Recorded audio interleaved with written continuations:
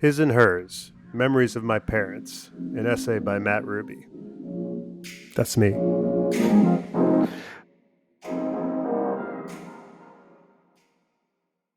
So my mother and father have both passed away, but here's a collection of some memories I have from growing up with them. She took me to see the Dirty Dancing live tour after the movie came out. I'm not sure why she thought I would enjoy it, but she brought me. And we showed up early, and I was bored and kind of had no idea why I was there, and that's when she taught me about people watching. She told me to look at all the people walking by and to imagine what their lives were like. She said, look at how they're dressed and how they talk to each other. The show has already begun. I always remembered that. Nothing was more important to him than air conditioning. If he came home and it wasn't on and it was hot, he'd lose it. Maybe this was because he was a tank commander in the Israeli army back, I think, in the late 1950s or so. I imagine him sitting in the desert in one of those metal boxes, just hot as an oven, slowly reaching his boiling point and promising himself that one day I'm going to move to America, find a wife, and settle down in a house where I'll have my children turn on the air conditioner every day an hour before I arrive so I come home to a cool breeze. And then he turned that mirage into a reality. One time the whole family was eating dinner at a restaurant and she got drunk and told us how she once had an abortion. We just stared at her. He tried to stop her as it was happening too, but his way of stopping her was to just roll his eyes and just go, Francis. It was not effective. One time he had dinner with Eleanor Roosevelt. Later on, he worked as an assistant DA in New York City alongside Rudy Giuliani, back when Rudy was, relatively sane.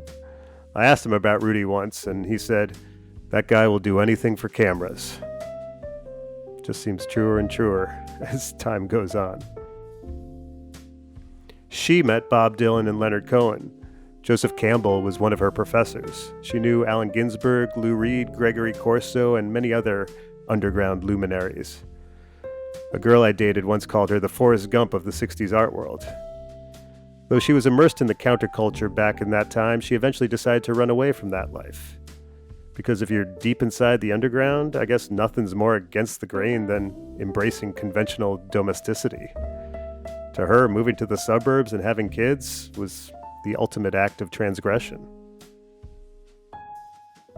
She had an overbearing mother. They didn't talk for years, but eventually made up. After that, her mother would come visit us in the suburbs every couple of months and bring bagels and lox from Zabar's. But even as a child, I could sense there was tension in the air. That said, the bagels were pretty good. He had an overbearing mother too. She would visit every August and stay with us for a month. It was the only time each year I would hear him speak Hebrew. I asked him if he was worried about forgetting it, and he responded, "You never forget your mother tongue." Maybe because they both had overbearing mothers, they bonded over that and a desire to mostly be left alone. One time she asked me if I wanted to go see Guns of the Trees, a 60s movie that she acted in when it was playing at an art house cinema in New York. I was probably around 12 or so, and I asked her, do I have to? And she said no, so we didn't go. But I always felt bad about that, and years later I found a place online where I could order the film. It's avant-garde and a bit head-spinning, but you can see how it was cutting edge at the time. And in it, she plays a depressed woman who commits suicide. He had an elaborate model train set up in the basement, the kind you'd see in model railroad magazines. Seems like the perfect activity for a little kid to do with his dad, right? Well, actually, I never played with the trains. I can't recall if it's because he didn't offer or because I just didn't like them. He used to spend tons of free time down in the basement working on those trains, though. It was interesting, though. After both his kids were out of the house, he never worked on the trains again. So now I guess I gotta wonder, did he really love trains, or did he just want a reason to be in the basement? She told me she often dreamed of being invisible as a child. But her big fear with that was that one day she might go see a movie and someone would sit on her. She also told us about going to camp and how one of the other girls there would constantly tell moron jokes. Why did the moron tiptoe past the fridge? Answer, because there was a little Russian dressing. He always found those jokes delightful. And I always found them interesting because I think moron jokes were just what you called them before they were Polish jokes. And now they're probably not even Polish jokes anymore. He loved getting mail, and I mean, he really loved it. There was always a letter opener on the table by the front door, and we knew he was home by the sound of ripping envelopes. Mysterious boxes arrived all the time, and we never knew what was in them. Model trains, police scanners, computer games, who knows what else. I never got mail, so I was pretty jealous, and I remember him telling me, you have to send mail to get mail.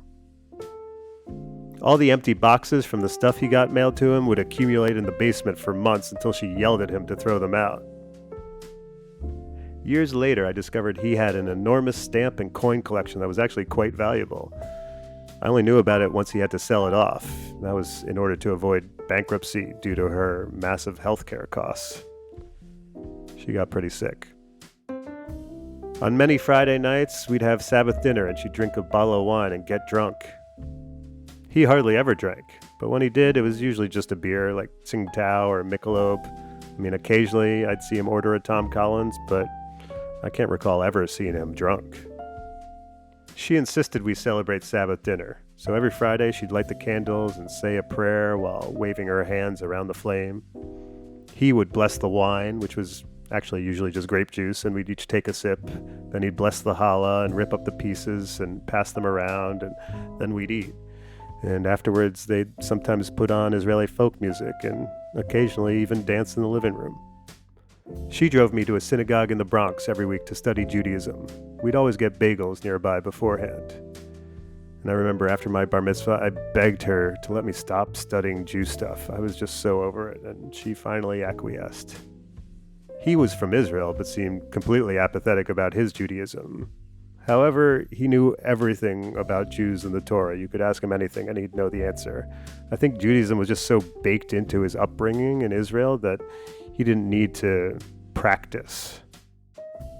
In 10th grade, I went to the barber shop and came home with a crew cut. She saw it and asked me, "Why are you so buttoned down? I don't understand why you're so conservative." I guess in retrospect, maybe the only way to rebel against someone who was so counterculture was to act like a square. He told me that in a relationship, there's always one person who loves the other person more. I asked him who it was in their relationship. He refused to answer. She spent a lot of time in her meditation room. The first time I ever smoked weed, I remember thinking, this smells a lot like my mom's meditation room. He owned every James Bond and Marx Brothers movie, just loved them to death. He loved showing me the scene at the racetrack where Chico sells Groucho a bunch of phony racing guides. And the Sean Connery Bond films, those were his favorites. He also loved Cyndi Lauper, Clint Eastwood, Stephen Wright, and Ronald Reagan. He would show me classic movie serials he saw at the movies when he was a kid, too. And they always ended in a cliffhanger, like the hero would go over the edge in a car, but in the next one, you'd find out, he jumped out right before the car went over the cliff. Once, she woke up from a nap, and I told her that her face looked sad when she slept. And she got upset at that. Kind of rightfully so, I guess. But come to think of it, she didn't smile a lot, actually. And one time, my therapist asked me if I do comedy because my mom was funny, and I responded, I don't think so. I don't really remember her laughing or even smiling at all. So, that's definitely not why I do comedy.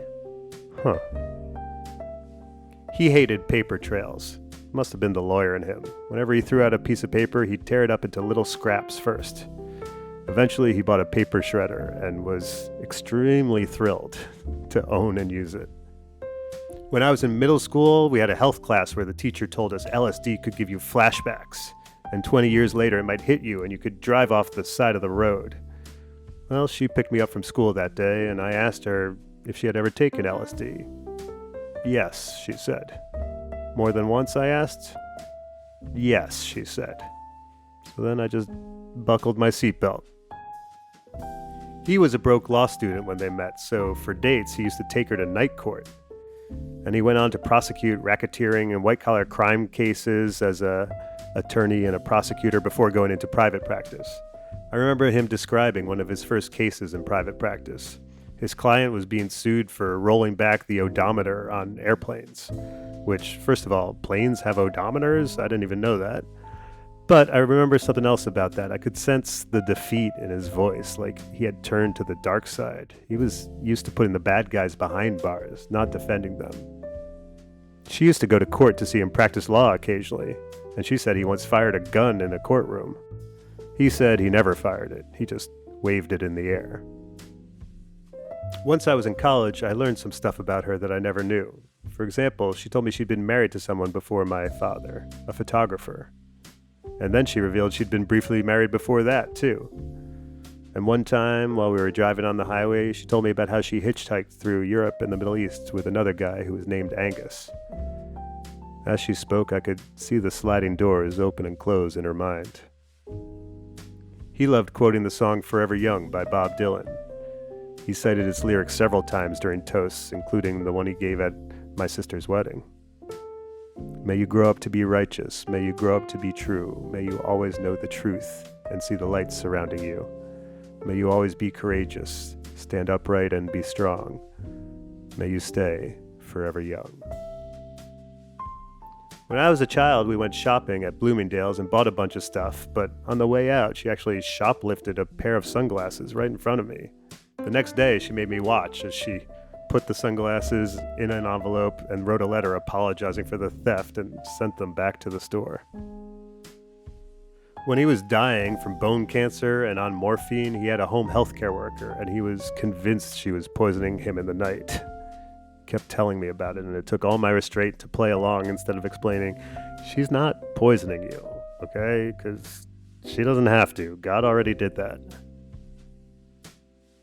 She would drive me into the city for cultural excursions. Sometimes we'd see matinees of musicals.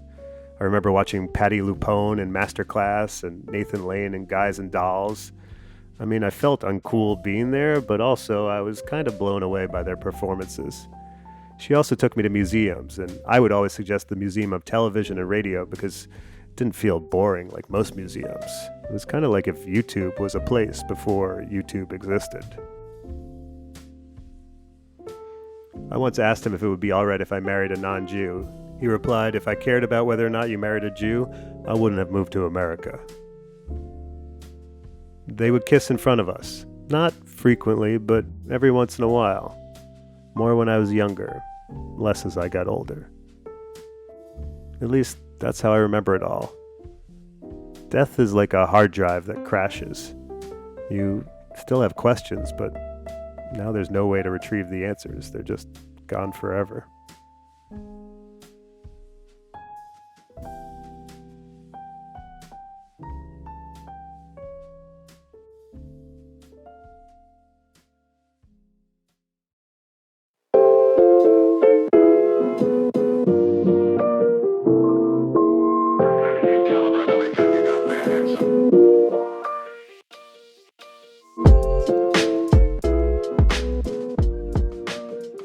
And now we'll bring in producer Jeremiah McVeigh to talk about what we just heard. Hey, Jeremiah. Did you ever end up sending mail as your dad suggested? I did, never as much as him, but I think I got into like baseball cards and like ordering stuff like that. Or yeah, I think I realized that if you're not outputting anything, there's not going to be any inputting either. I'm curious, just having heard this, I've heard you say something before about the thing of your mother not being really someone who appreciated humor, is my interpretation of that. And maybe that's why you became a comedian. But you also mentioned in there that your dad liked the Marx Brothers and would show it to you. So which of those do you think really maybe had the most impact on your current career choice? Yeah, I mean, I think my dad showing me the Marx Brothers and like I definitely like loved Stephen Wright and Rita Rudner and had this, boisterous laugh that you could hear throughout the house when he did think something was funny. So I think that was probably a bigger sort of influence on me pursuing comedy if I had to pick between the two. But yeah, I think my mom was just a very like serious or more serious, sort of in the content she would consume and like what she seemed to care about. And yeah, it wasn't like really like yucking it up or laughing or watching comedies a lot. But I mean, I think, whatever Freudian stuff you want to get into, where if all you do is see your mom not smiling, then maybe the thing you most desperately want to do is figure out a way to, try to make people smile. That said, though, can you remember a particular time when your mother did seem to find something really funny and what that might have been? Hmm. Well, I mean, when Harry Met Sally, she really liked that movie a lot. But even that, I don't know if it was the comedy as much as the characters. But like, I think it goes together. Um, Mhm. let me think about it for a moment. Yeah, she just liked stuff that was serious. Which, I mean, I guess I have a little bit of too. It's like obviously I like being funny and telling jokes, but as we've seen on this podcast, it's like to me sometimes having to be funny all the time can feel a little bit like claustrophobic, whereas like it's nice to be able to be a little more serious or not have to get laughs all the time, but try to say something that maybe you think has a little more depth or meaningfulness behind it, but isn't gonna deliver yucks. Sometimes that to me is sort of like the ideal of like if you can get to a place where you're getting laughs and making jokes, but also able to like communicate something that's a little more depthful at the same time, or something that people sticks with people and they remember days later. Like that to me seems like you're really you know doing something impressive as a comedian.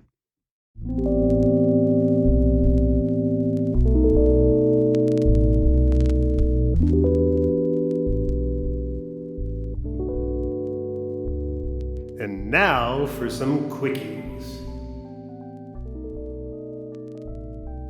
Art people sure do hate evil billionaires until it's time for the Sacklers to buy a wing at a museum or the Koch brothers to build a theater for the ballet.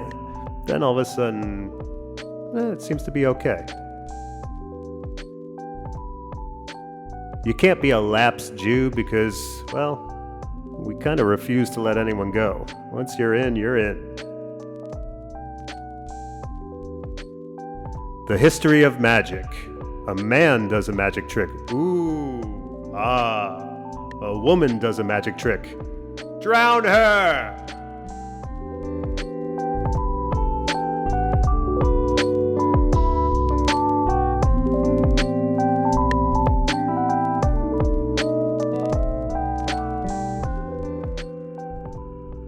You can subscribe to or follow this show just about anywhere you listen to podcasts.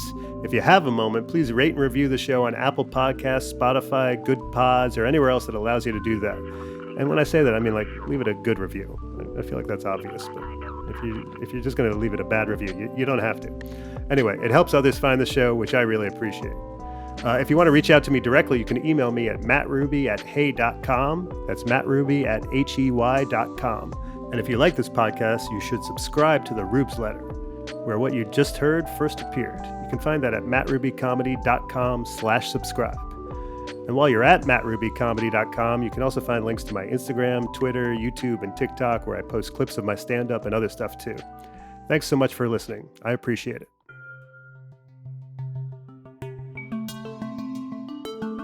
This podcast is produced by Stereoactive Media.